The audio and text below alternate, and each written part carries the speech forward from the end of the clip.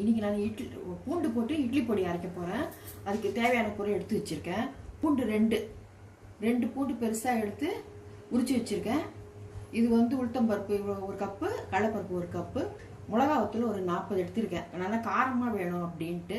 இதெல்லாம் வந்து எண்ணெய் விடாமல் வறுத்துன்ட்டு மிளகாய்க்கு மொத்தம் லேசாக எண்ணெய் விட்டு வறுத்துக்கணும். வறுத்துன்ட்டு பொடி பண்ணணும். நான் இப்போ வறுக்கிறத காமிக்கிறேன். அடுப்பு பற்ற வச்சு இல்ப சட்டி போட்டிருக்கேன். அடுப்பு வந்து சின்னதாக வச்சுருக்கேன்.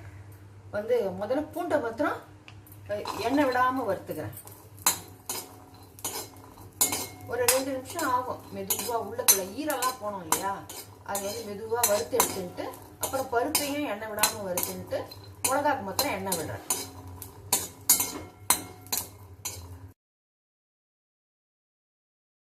வறுத்துட்டேன், எடுத்துட்டேன். இப்போ அடுத்தது வந்து கடலைப்பருப்பு போட போகிறேன்.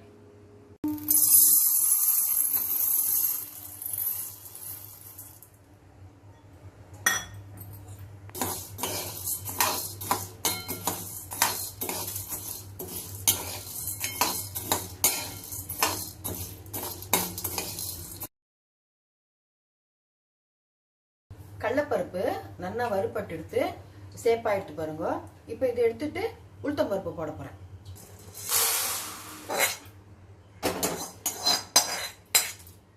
உளுத்தம்பருப்பு போடுறேன். உளுத்தம்பருப்பு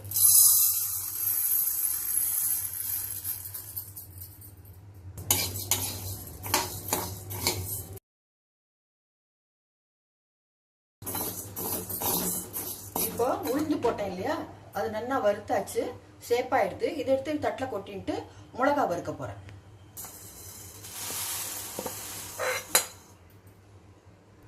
மிளகாய்க்கு எண்ணெய் விட்டு வறுக்கணும். அதுக்கு லேசாக துளியூண்டு ஒரு ஸ்பூன், ஒரு டீஸ்பூன் கொஞ்சமாக விடுறேன்.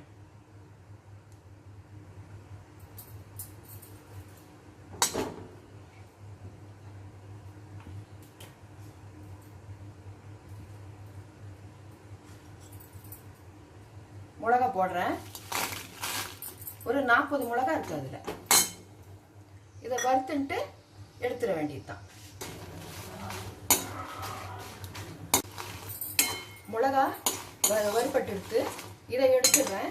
எடுத்துட்டு மிக்சியில் உப்பு போட்டு அரைக்க வேண்டியதுதான்.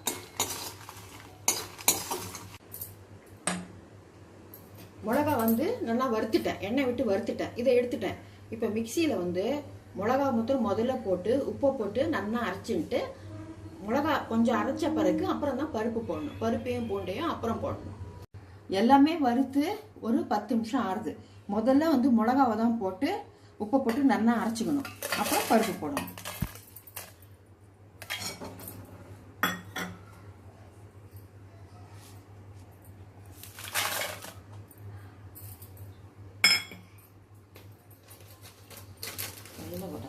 தெரியும். உப்பு போடுறேன். மிளகா அரைச்சிட்டேன். இப்போ வந்து பருப்பு போட்டுட்டு பூண்டையும் அதில் போட்டு ஒரு ஓட்டினாக்கா போதும்.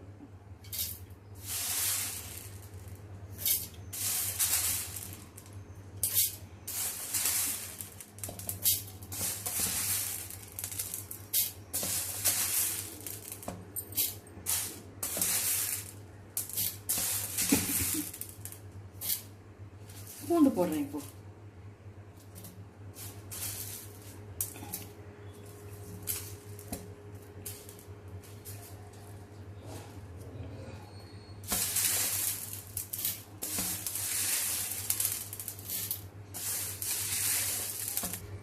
இப்போ எல்லாத்தையும் போட்டேன். இப்போ அரைச்சிட்டு வந்து காமிக்கிறேன். எல்லாம் போட்டு அரைச்சிட்டேன். இப்போ எப்படி இருக்குன்னு பாருங்க. நல்லா நைஸாக அரைச்சிட்டேன். உங்களுக்கு வேணா இன்னும் கொஞ்சம் பருப்பாக வேணா அரைச்சிக்கோங்க. நான் நல்லா நைஸாக அரைச்சிட்டேன். இது மாதிரி மிளகா அப்படி அரைச்சிட்டு எப்படி இருக்குன்னு பார்த்துட்டு சொல்லுங்க. மறக்காமல் சப்ஸ்கிரைப் பண்ணுங்க. தேங்க்யூ.